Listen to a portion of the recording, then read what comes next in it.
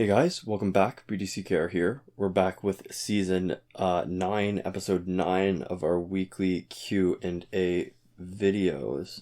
If you're on YouTube, links in the description to get this in an audio-only format on a lot of the different podcasting platforms. And if you are on the podcast, then good for you. You're listening on my preferred medium of content consumption for the kind of thing this is. So you get my seal of approval.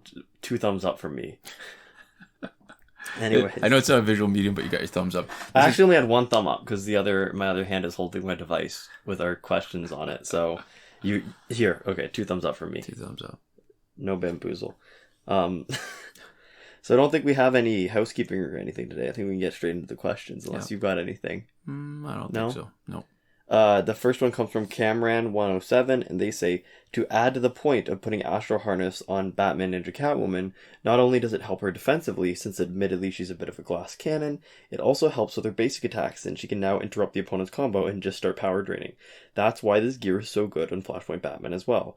The offensive potential of the Astro Harness on basic damage dealer is so underrated. So, I think it's a good question. I'm going to quibble a little bit with a couple of the points made.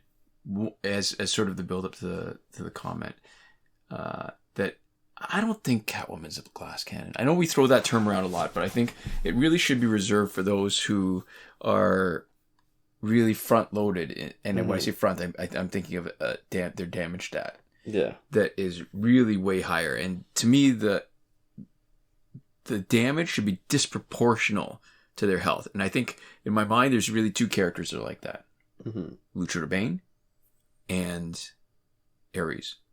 Yeah. Where they are damage loaded, they do an outsized amount of damage compared to what they can take. They can't handle very much against them, but they deal a huge amount. Yeah. So let me give you a counterexample. So let's say the other person who does a huge amount of special 1 damage with the right loadout is Batgirl. Yeah. Is she a glass cannon? No, because she's got more health than damage, even though if you did the same kind of strategy against her that you do with her, she wouldn't last. Most people wouldn't last. I feel like Batman Ninja Catwoman is pretty hardy. Yeah. And I think it's definitely a good point, because the potential for Astro Harness, even though it's a defensive gear, the invulnerability gives you an in to interrupt the combo, just like Cameron says. Yeah. And we've had that same discussion, I think, about Blackest Night Flash's ability to dodge a basic damage attack. So it's unlike gears where the attack lands but doesn't do any damage. Flash's passive means that the dodging has the opponent open to a counterattack for a moment where they're just frozen, and you can get as much damage as you want. You can get a full combo, or you can get a special completely unblocked. And I think this reflects at least for me it does, the change from old thinking to new thinking. Old thinking was you really load a character in the one way you want to use them, right? Yeah. Tanks, you make them like the best tank ever. Basic damage dealer, you make them the best damage dealer ever. And specialist, you really, you just lean into it. Yeah, because it used to be if you tried to sort of make them an all-arounder, they would just end up being a little mediocre. Right. There wasn't a huge point to it. Nobody was able to sort of do something spectacular, and fights tended to be slower, and, you were slightly more resistant to losing, I think, technically, but you had a much harder time winning. Right. And I think that as far as basic damage dealer goes, so here's what I think about the meta. For the meta right now, the most important character is your specialist. Yeah. Especially since we're in the middle of Tentu Totem season. That should be obvious. So when you've got basic damage dealer, there's really only 2 outsized basic damage dealers. That's Flashpoint, a teammate with Flashpoint Batman's passive on the team, or Batman Ninja Catwoman. Because their passives let them do so much more basic damage, nobody else is as good as that. So in the newer kind of thinking, with those specific cards, you don't need all 3 gear slots to be boosting basic damage to be overwhelming, because they already are because of their passive. Yeah. So I will say that for those 2 characters, Astro Harness is a really good offensive gear, because giving up a slot, giving up that damage boost in order to make them a little bit hardier and to give them the chance to interrupt the opponent's special, yeah, totally worth it. Yeah. I don't think it's true for anybody else. Mm-hmm. Unless you're running an unbalanced team, you happen to have one person, that's your person who's going to be way bigger or stronger than the other teams and your own teammates. But then what you're doing is you're giving up on a specialist. Yeah. So I don't know that it's definitely a good point that the Astro Harness is potentially an offensive gear. Yeah. But it's not enough to make up for the slot unless that offensive player already has an advantage. Yeah, you need as much or more stats than you need. You need to be able to hit hard enough that you can balance it out a little bit. It's never the best offensive gear. It's a good way of balancing offensive and defensive if you already have most of the offensive already there. Yeah. So here's I guess the other thought then is, would that change if you use your Astro Harness on your specialist? So that you're the third gear slot, right? 10-2-1, Master's Death Card 2, Astro Harness 3. And I'm going to say no at this point, because I like to save the third slot so that you can tag them in immediately. And by getting the power gen boost, you make sure you get the second bar of power. Because if you don't have it, you only hit a bar and almost second bar. Yeah. You're not going to get a special 2 right away. And your tag-in can effectively be as good as invulnerability as far as interrupting what they're doing, because your Master's Death card has that same effect. So I don't think you gain nearly as much with using Astro Harness as you would something that boosts power gen and potentially boosts your special 2. Yeah. Not as special also, not special 2. Special 1 and special 2. Everything. All of it's good. Yeah, so I guess if you think about it like this, in my mind, I like to do it graphically. If you think about it as, there's always a small chance of losing. No matter how good your team is, there's always a small chance of losing. Yeah. And if the Astro Harness decreases that small chance of losing, that's good, but it comes at a cost of that one gear slot that decreases your chance of winning too, because your damage output isn't as high.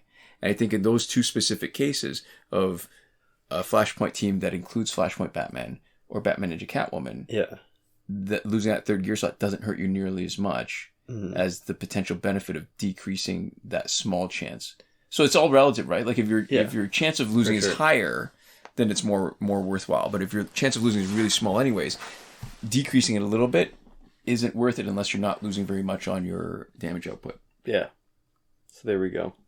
Yeah, because that's the thing, is that when we talk about winning and losing, it's always a kind of delicate math, right? Because, like, when we're thinking about a win, like a 5-minute fight is almost not a win. Oh, that's a loss. It's mechanically, they call it a win, right? But so there's like a sliding scale where, I don't know what the shortest fight is, like 8 seconds? Practically, I guess. Practically it's higher than that. I've learned something about iOS. Apparently, iOS has very short loading screens. Yeah. Which is why I think it's so much harder to do speed runs. Although I still think our speed run of 8 minutes, our official 8 minutes and 20 seconds, and the unofficial 8:17 that I've got footage for that I still haven't uploaded, is still the fastest. But I don't know that we can do any better unless we get onto an iOS device, because that, like, everything sort of has to fall there's a bottleneck. Perfectly. Yeah. Yeah. But so. Yeah, there's like a sliding scale where, the best wins are the shortest ones. And then as you sort of draw off, there's a point where you're technically winning, but we almost don't even count it as a win, Yeah. So here, I mean, it's an opportunity cost, right? Yeah. So if you take 5 minutes to win, you could potentially, like, I guess, I'm thinking 30 seconds is the time it takes to win a fight. Yeah. So if you're really good, I mean, including all loading screens of Android, which is a bit of a handicap, you can finish 7 fights with a Flashpoint team in 5 minutes. Mm-hmm. Yeah, so if you spend 5 minutes on a fight, that's only 1/6 of the amount of battle points, or even less, I think, technically. Because you don't get the bonus yet until you finish everything, and you might not finish everything if you're having that much trouble with a fight. On an individual fight. I guess the advantage to it is that you don't have to worry about energy recharges as much because they're recharging in between their fights. True. So our next question comes from Cheetahbem Modilim, and they say, "This is so good," and this is talking about how we were talking about Lobo. Bounty Hunter Lobo team with the Red Sun Green Lantern as the gear stripper. And Lobo's passive, and whether or not it triggers, even if Superman, Injustice 2 Superman's passive is active. And he says, "This is so good. Yeah, the first attack against Superman Injustice 2 counts because Lobo's passive indicator showed after Injustice 2 Soup's passive ate up the special." So this is a great point. I honestly, like, I've played a bunch with Lobo, and I know it's there. And sometimes I just, when you're looking for something and it's been in a room for so long and you just don't notice it anymore, and then when you really need it, you can't see it because you become blind to it. Yeah. It's what I hear called man eyes, and that usually applies to dirtiness and mess and stuff, where with my man eyes I don't see stuff. So, I mean, I'm not bad about cleaning stuff up. I just it's almost like that is just how your brain works in general, though. It's like when I might be doing this to a couple people. It's like you can see your nose right now in your field of view. I can, but you don't notice it normally, right? Because you get adjusted to it, and so that sort of happens where your brain is better at detecting changes than it is at detecting individual pieces of data, because we don't really have those individual pieces of data all accessible to us. It would be so overwhelming to look at everything in your room, everything around you right now. So most stuff you just don't notice because it's not important to notice. And so the same thing happens with those passives, is that we've sort of narrowed down. If you asked us details about the outfits on the characters that we play regularly, right? I wouldn't be able to tell you, no way. I won't be able to tell you. If I looked at a screenshot, right, you know where our eyes are going. Our eyes are going to what's important: the power, the health, maybe like the distance between the characters if we're setting up a special, maybe the character portraits to see if they're on or off cooldown. There's stuff that we're looking at, but there's a lot of stuff going on that we're not looking at. And when the passives trigger, for the vast majority of people, it doesn't matter. And for the people where it does matter, where there's a chance it either happens or it doesn't, most of the time, it's not going to change how you play based off of whether or not it triggers. Well, so it's not information that you actually need to internalize the same way. So this is our long roundabout way of saying thank you for pointing that out, because I totally stopped noticing those. Yeah. And it's actually cool now knowing that it does trigger the passive. The problem actually is that it only shows once, no matter how many times his passive triggers. So it would be really cool to figure out if it doesn't do any damage. Yeah. Right? So there's maybe times in the fight where it whiffs for other reasons, whether it's Astro Harness's thing, to know whether it's still doing the same thing. Because, I mean, it's neat. I love that. Here's the thing. I love that after hundreds, maybe thousands of hours playing this game, I'm still learning stuff about it.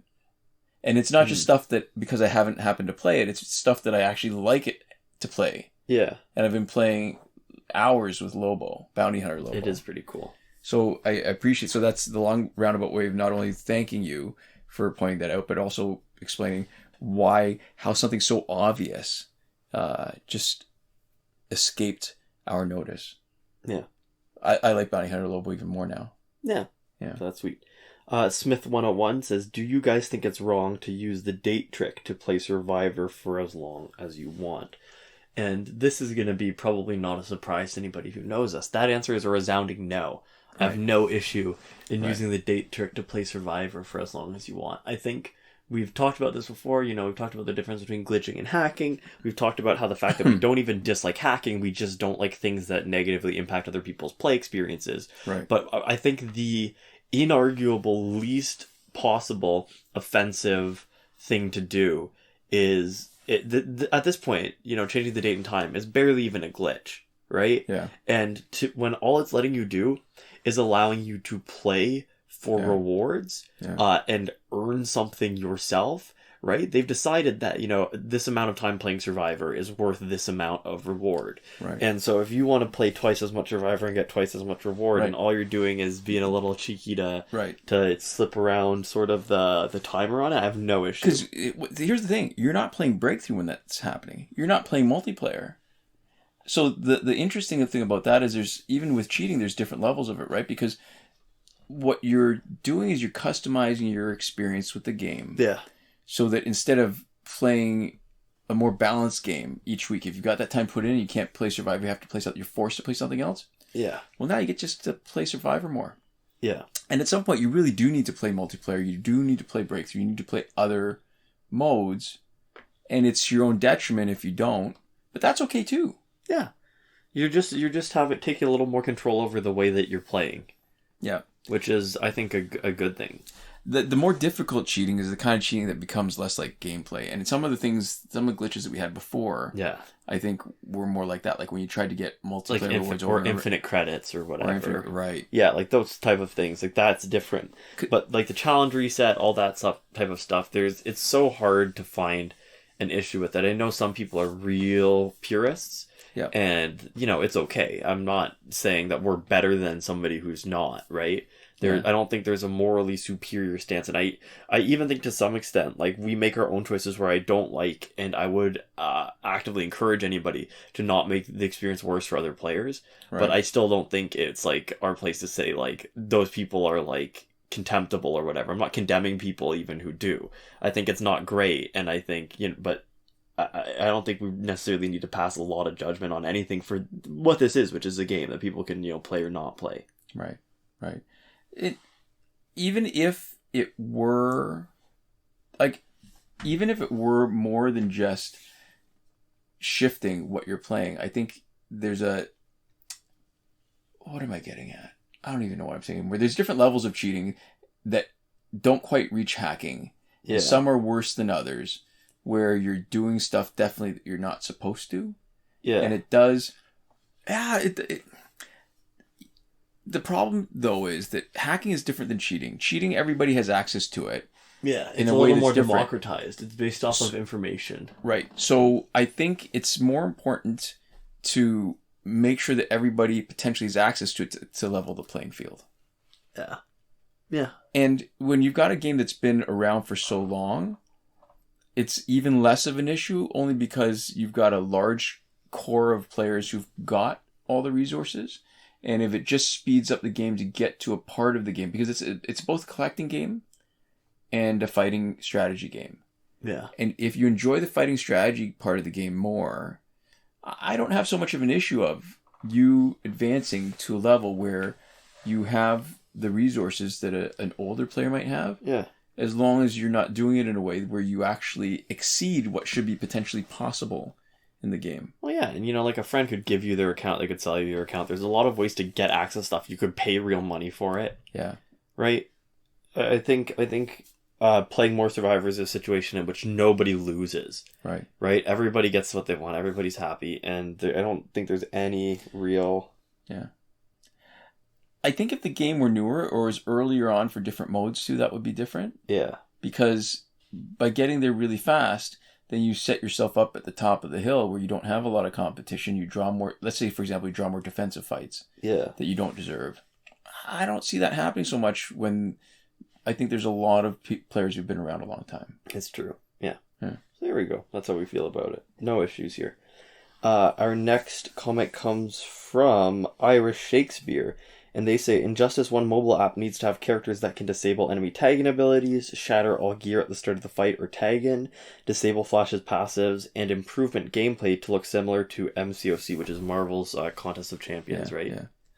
So it's aside from the specific passives, I think I'd suggest a few different modifications, but I think definitely we know that there are...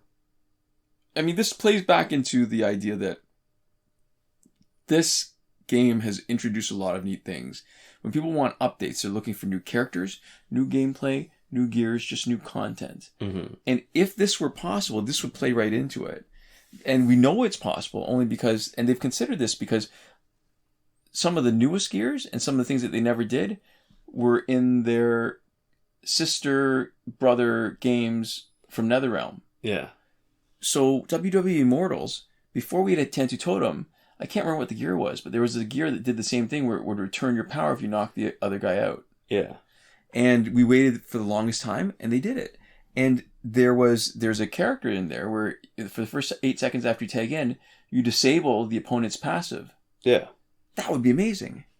Shattering all the gears, that's too unbalancing. Even shattering one with Claw of Horse is enough to make it legendary gear. I think shattering all the gear would be way too much.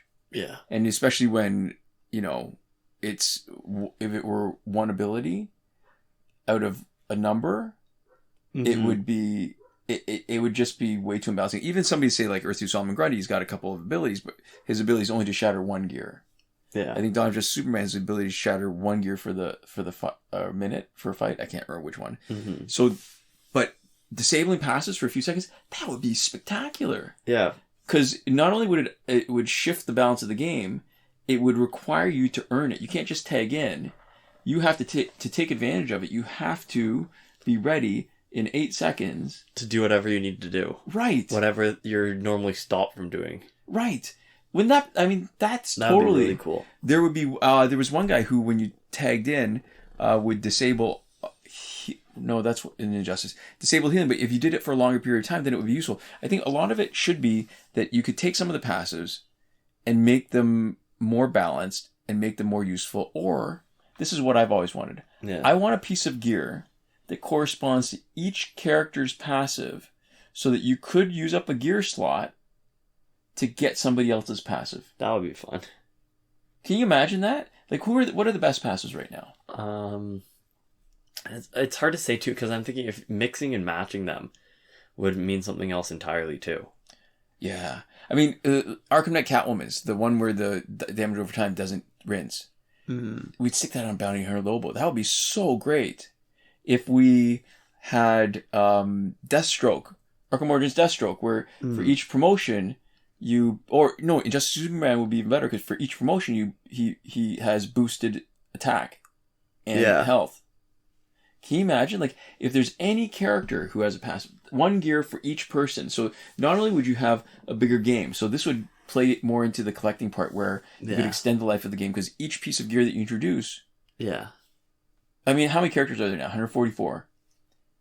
That could be a lot of gear. That would be 2 years worth of updates. It would keep everybody happy. It would be something meaningful to the game. And I think it would take very little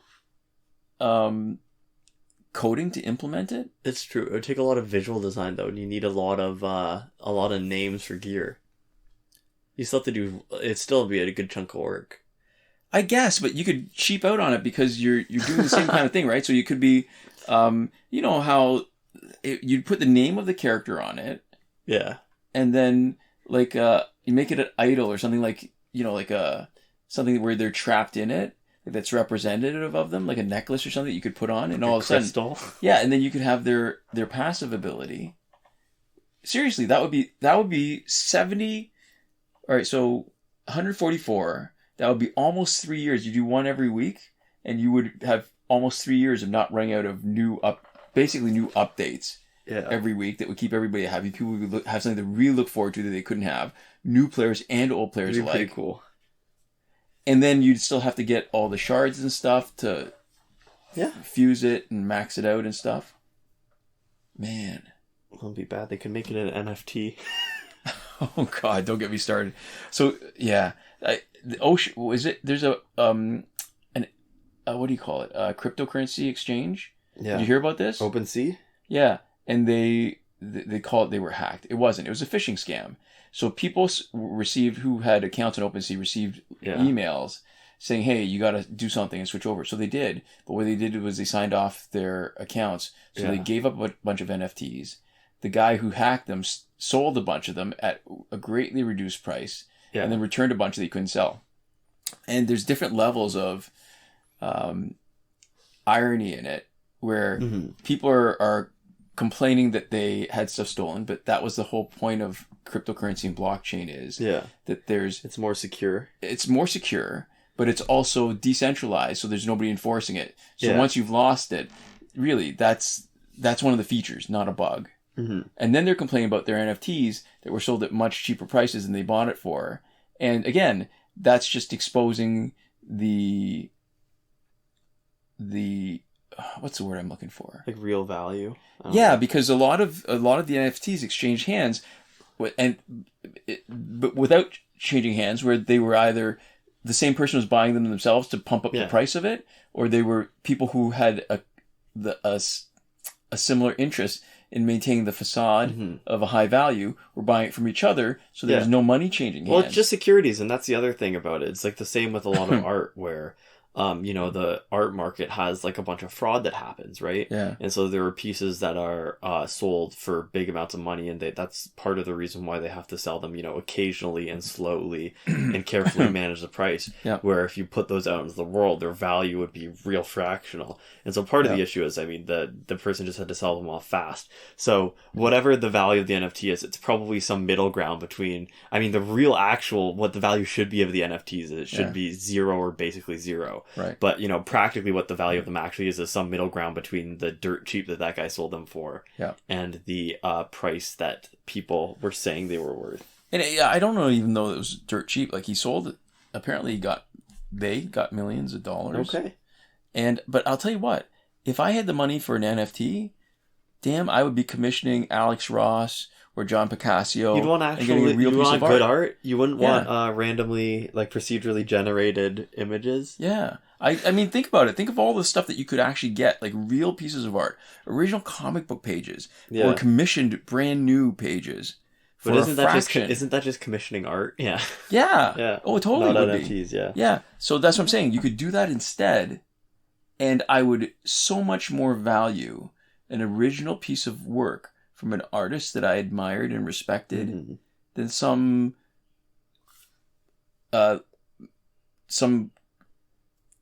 code on a blockchain ledger that said I have access that this thing at this particular website belongs to me. No, it's ridiculous to me. Yeah, you know what's something actually really interesting? We'll talk about it for like a minute. This maybe will be how we wrap up. I learned something recently about the blockchain, which was very surprising to me, and I don't know why it was. But because of the way that it's decentralized, one of the things that you can do is called forking. Have you heard about this? Do you know what this is? All right, so the way you're talking about it, what I understand about, and if we're talking about blockchain, we're talking about permissionless blockchain, not permissioned blockchain. So the permissioned blockchain is the one where you have it's centralized, where you have the authority deciding where it goes. Permissionless blockchain. And permissionless, where as long as there's a consensus, that this is where it's sort of the next line in the ledger. Yeah. And I'm guessing that forking has to do with splitting it up so that there's different possibilities that are possible. Like when people have potentially hacked blockchain, is when they spend it twice. Yeah. Because they can rewrite the ledger when they have more than 50% of the hash rate or the computing capacity responsible for mining that blockchain. Yeah, so forking is this thing that you can do. So, for example, Bitcoin, there was like a point where there was a hack where somebody stole a bunch of Bitcoin, I think, using like the mining strategy that you did. And then they essentially did a rollback, right? And then started working from before it. They worked to revert it, right? And there's a version of Bitcoin called Bitcoin Classic where they just said, well, that kind of goes against the principle of what it is. And so you can fork, and if you just do your own, slow afterwards, the way that it's supposed to be proof of work, you go with whoever's done the most proof of work, and move forward on that basis. If you want to just do something new with the that specific blockchain on principle, you can just go back to any sort of individual moment in time and make your own fork from that, and then write your own transactions and do whatever else. So that's something that people do apparently to make new currencies. And we're not a pro crypto people, clearly. Yeah. But to me, there's something about that. And I'm sure that people who are into crypto would have their whatever arguments for why it's fine and it doesn't matter. But that feels just like, well, then it feels like it almost defeats the purpose even just that little bit more. Sure. Right? Where most people have agreed with this, but there's groups of people out there who are working on other versions of a coin, or somebody can just make their own coin by just saying, okay, well, we've just taken this thing that these other people are doing, and this is just ours now. We're giving it a different name, and we're from this moment on, there's a new version where we've written a new ledger that says that we get all the money, and it's exactly the same as this other thing, and we're using that framework. And there's just something about it that just makes me go, like, this is so fake. It's so weird. And again, I'm sure there's other perspectives. If somebody's really into crypto, they're like, oh, well, that's, one of the benefits of the technologies that people can iterate or whatever. But it's much less like actual money. Sure. Because, with real money, you can't just go, okay, well, I'm making the new United States. And I've just taken, I've made an exact copy of every single bill that's currently in circulation in the US, and in the bottom corner, I've written a little, BDCKR owns this on it, and now I have the US dollar 2.0. I think. All right, so here's the thing. I think the issue in the crypto lingo, the government issued currency is called fiat. Yeah, well, that is just what it is. Well, but the distinction matters because if you take out the government part, if it's just currency that people agree is currency, I mean, that's what cryptocurrency is right now. Yeah. If you take out the government element, they're all fiat. Yeah. And the distinction is that it's government backed because it's not resource backed, right? Yeah. So the difficulty is I was reading a really interesting article. Maybe I'll post it in the description about the difficulties that cryptocurrency is facing. Specifically permissionless cryptocurrency, which is what most people mean when they talk about cryptocurrency. Yeah. And it's a shame or permissionless blockchain, sorry. Which is a shame because they're actually different technologies, and it makes it difficult to talk about it when people are using the wrong, or using two terms that one term interchangeably for two different kinds of technology. Yeah. And that one of the benefits where it's supposed to be decentralized, if it gets big enough, it actually becomes centralized. The number of people who own the biggest proportion of Bitcoin, for example, is really small. It's in the hands of a small number of, I don't want to say people, but organizations, like structures, so that you end up with the same kind of thing, because the more other kinds of cryptocurrency you have, and the less popular they are, first it's easier to hack. So then you need to be committed to the most popular blockchains. But then, popular cryptocurrencies. But then as you get the really popular cryptocurrencies, it becomes controlled by a smaller number of people, and then you defeat a big part of the advantage of what was supposed to be the advantage of cryptocurrency. Mm-hmm. So I've been doing a bunch of reading. It's interesting, and it's weird. I mean, it boggles my mind that there have been so many big names, celebrities that have been endorsing it, and it feels like there's not a real understanding of what the implications are. Yeah, I see, because I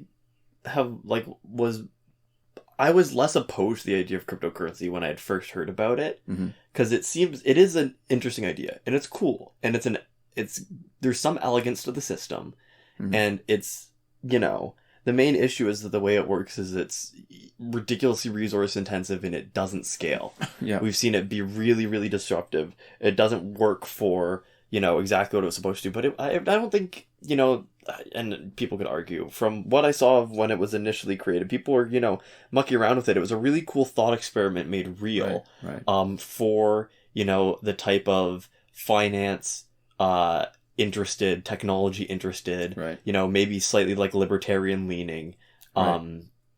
Like nerds, right? Essentially, yeah, it's not a bad thing, right? Like, and as this cool nerdy thing that people used to do, to give somebody like 50 Bitcoin to like help you move, and it was this, like the kind of like funny money, but there was like a really cool elegant system. It's like when people like design their own like tabletop RPG. Or whatever, right? Where it's like, oh, that's fun. You're having fun with it. That's cool, and you're doing some cool ideas, and it's nice to see somebody actually try to execute and put something into the world when they think it's a cool idea, so that they can iterate on it and do it out. And then the second that people started actually looking at it, and it picked up any sort of steam, is when it started destroying our planet, and when it became, this kind of useless speculative stock market cash grab. I think it started from a place of real sort of, I don't know, wholesomeness that I actually could have, I could get behind. Yeah. Right?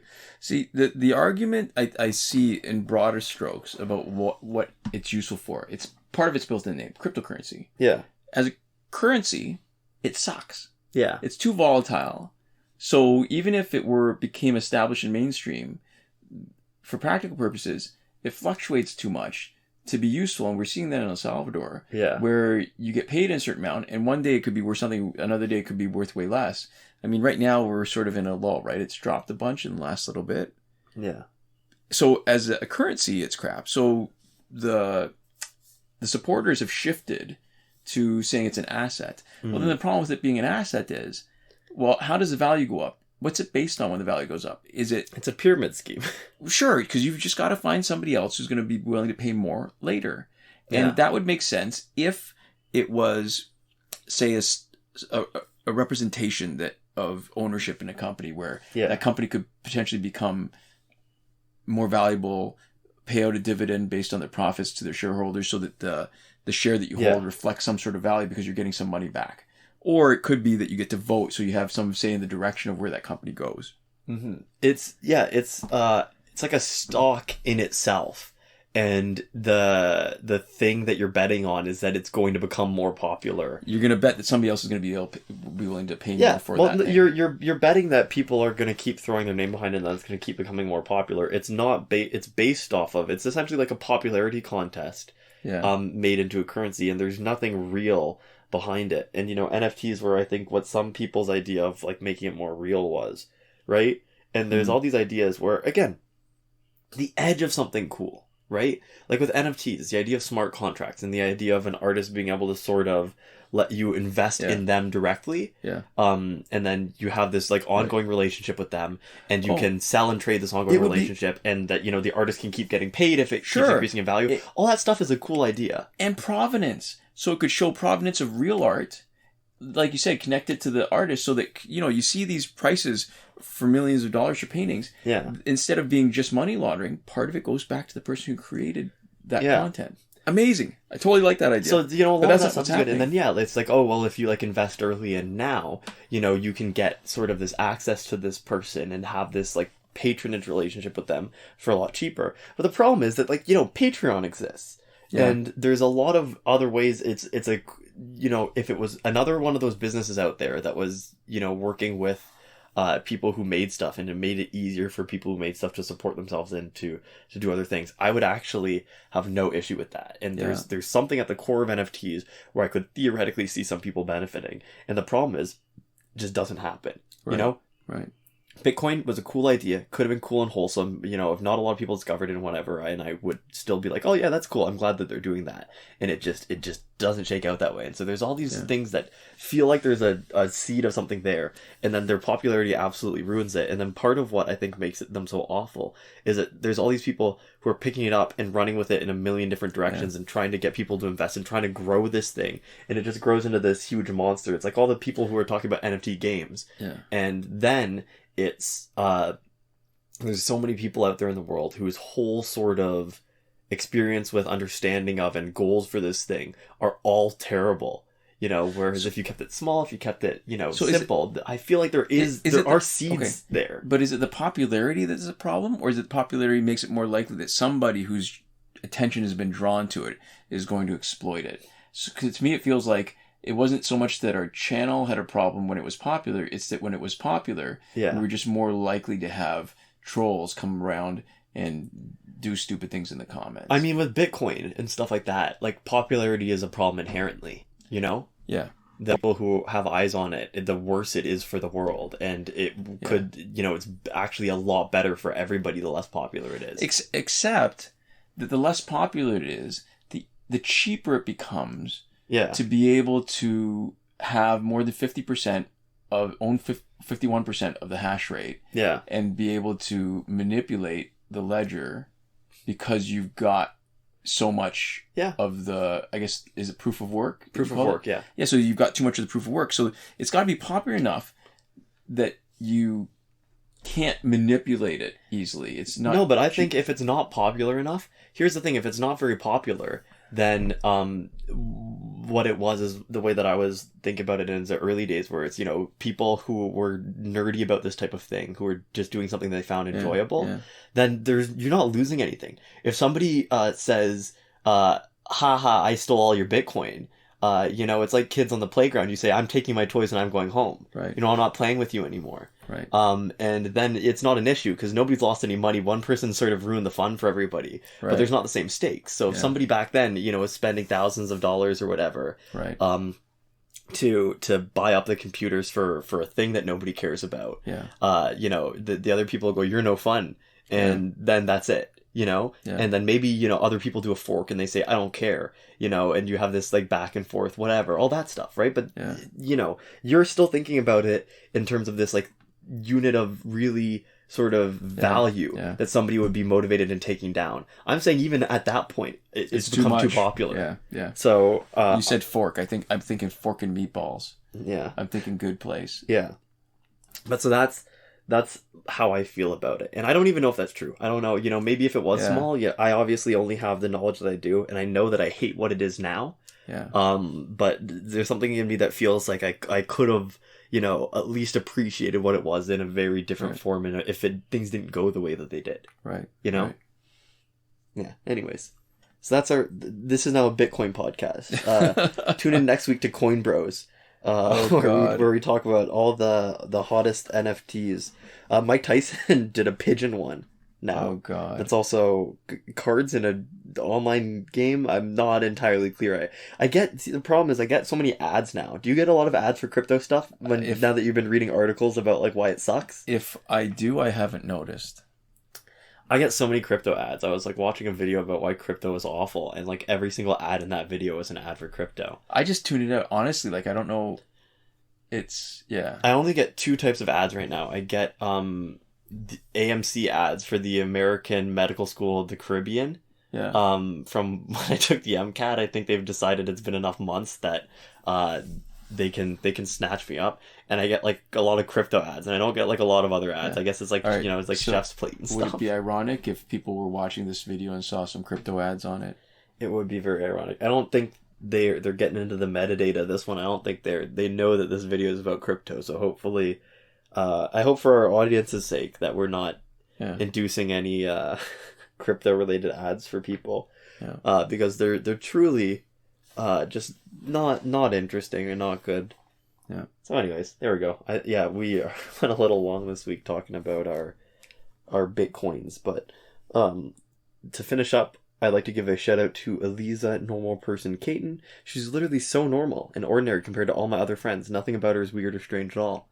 And this shout out was brought to you by Sarcasm. Eliza wrote this one, so I'm not being rude. I'm not punching down. I'm punching. You're not even punching. I'm not even punching. You're the little puppet with her hand inside it that pushes those little triggers that pushes the punching thing out. Yeah, but then she's also got a little puppet of herself, and she's having me punch that. That's it. Yeah. All right. And we'd also like to give a huge thank you to all the lovely folks who support us on Patreon. That would be Bombo Ben, Consul Peasant, and Edwoon at the top tier last word, Sinemac and Mohammed Albshaiti at Your Message Here tier, Shawn Farrell, Daniel Simonson, Aaron Maule, Michael DeVries, Brandon C., Irvin Ruiz, and Eddydoo at the credited level, and Chris Wolf, Scarlett Danny, Awesome Gamer 2for1, Pavu RS, Gavin Malott, and Is for E at the gratitude level. Thanks so much for watching, and we'll see you next time. Komoda.